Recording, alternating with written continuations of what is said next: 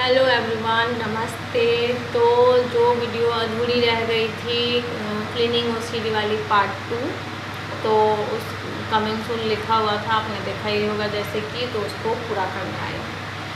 देखिए, उस वीडियो में मैंने बताए हुए हैं कि क्लीनिंग ओसीडी कैसे हो जाती है और किस किस पॉइंट से होती है। जैसे कि हो गया, जैसे मैंने बताया था कि घृणा हो गया, किसी बीमारी का डर हो गया, बाथरूम टॉयलेट का ज़्यादा घृणा होना, तो ये छुआछूत का डर होना, तो इस सब से वो फैलता है। ठीक है, इस वीडियो में बात करूँगी कि आखिर दिक्कतें क्या क्या आती हैं जब ये हो जाती है, तो दिक्कतें का क्या क्या सामना करना पड़ता है क्लीनिंग ओसीडी वाले को।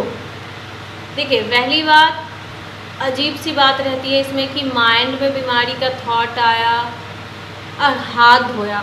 हाथ धोने से क्या कनेक्शन है? उनके अंदर एक विश्वास बैठ जाता है कि माइंड में जो बीमारी का विचार चल रहा है, वो कहीं मैं सोच रही हूँ तो किसी को हो ना जाए। तो जैसे ही उनको ऐसे थॉट आते हैं तो वो जल्दी से क्या करते हैं, अपने हाथ धोने लगते हैं। उनको लगता है कि मैं हाथ धो लूँगी तो चलो बीमारी का जो ख्याल आया है वो हट गया, और किसी को टच करूँगी तो कुछ नहीं होगा। और उनको डर भी लगा रहता है कि मैं कंसिका जी हैं, उनसे अभी वो उनको मैं कांटेक्ट में है, मेरी बातचीत होती है हमारी। उनको 2-3 महीने हो गए मेरे से जुड़े हुए।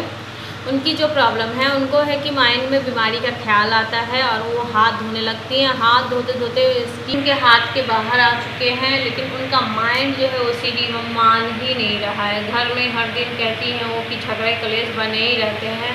उनको जब एक काम करने में पूरे दिन बीत जाते हैं, मतलब उनको बस खाना बनाना है। तो कई लोग तो ये करते हैं कि बच्चे को टिफ़िन भी बना के नहीं देते, क्योंकि ओसीडी ज़्यादातर सुबह को ज़्यादा टॉर्चर करती है। तो सुबह का माइंड एकदम ख़राब रहता है और साफ़ सफाई इतनी ज़्यादा बढ़ जाती है कि उनको लेट हो जाता है और बच्चे को टिफ़िन बना के वो देते ही नहीं हैं।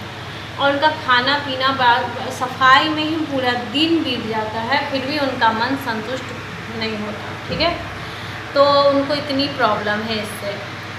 टॉयलेट बाथरूम की घृणा एक हैं, और हैं जिनको टॉयलेट बाथरूम से घृणा है, परमिला जी हैं। तो उनको टॉयलेट बाथरूम से इतनी घृणा है कि उनको लगता है टॉयलेट बाथरूम जाना ही गुनाह है।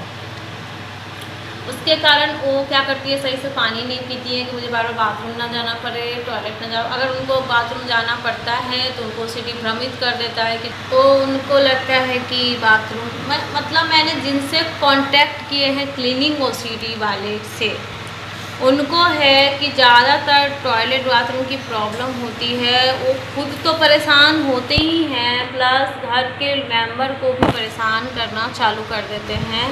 अगर कोई बाहर से आ गया, अगर उसके जूते में थोड़ी सी गंदगी लगी होगी, तो एक नॉर्मल इंसान को ठीक है रहेगा कि हाँ वो गंदा लगा के आ गया तो वो ठीक है, वो चले जाएंगे तो मैं सफाई कर लूँगी।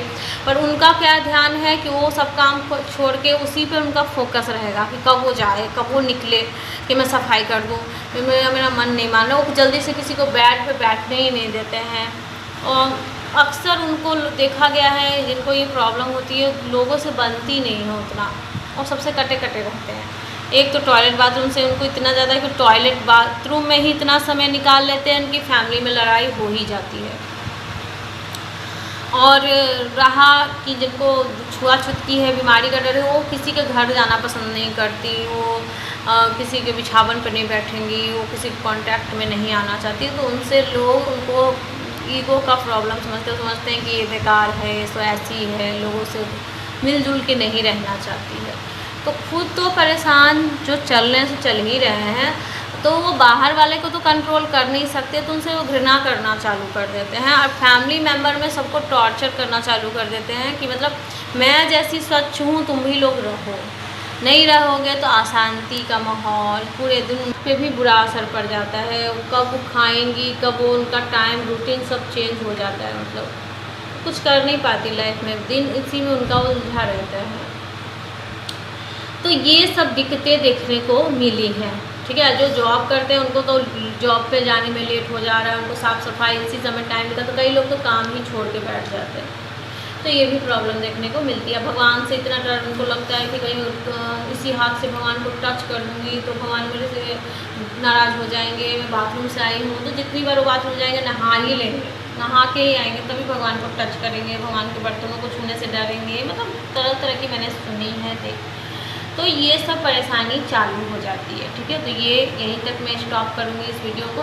तो ये बात जितनी प्रॉब्लम का फेस करना पड़ता है वो यहाँ तक है। बाकी पार्ट 4 में हम देखेंगे, चर्चा करेंगे कि वो इसको क्या और क्या क्या प्रॉब्लम को फेस करना पड़ता है, इसको मैनेज हम कैसे इसको ठीक कर सकते हैं। अगर आप लोग को समझ में आया तो आप अपने पे देखो कि हाँ मेरे में प्रॉब्लम है कि नहीं है। अगर नहीं समझ में आया, देखिए इसका बेस्ट इलाज काउंसलिंग है। लास्ट में मैं भी बता रही हूँ, देखिए कई लोग काउंसलिंग से ठीक हो रहे हैं। हाँ, जिनका बहुत पुराना है 15, तो जल्दी समय नहीं लेना चाहते काउंसलिंग में, चाहते हैं कि यूँ मैं काउंसलिंग में यूँ ठीक हो जाऊँ, देखिए ऐसे नहीं होता। किसी में थोड़ा टाइम तो दीजिए, दवा मेडिसिन ही लेते हो तो थोड़ा टाइम तो लेता है ना ठीक होने। तो देखिए इस काउंसलिंग बेस्ट इलाज है, इसका ठीक हो सकती हैं आप। तो इसको ठीक होने के कदम पे आगे बढ़े। ठीक है, तो जिनसे सुविधा लगती है हम उनसे काउंसलिंग ले, ठीक हो जाए। अगर हाँ मेरे से आप लोग हेल्प तो मेरे भी नंबर हैं, बाकी आप लोग ठीक हो जाए, एक नई लाइफ जिए। इसी के साथ में वीडियो करती हूँ एंड। तब तक के लिए ख्याल रखिएगा अपना, सब्सक्राइब कर लेगा चैनल को। तब तक के लिए बाय।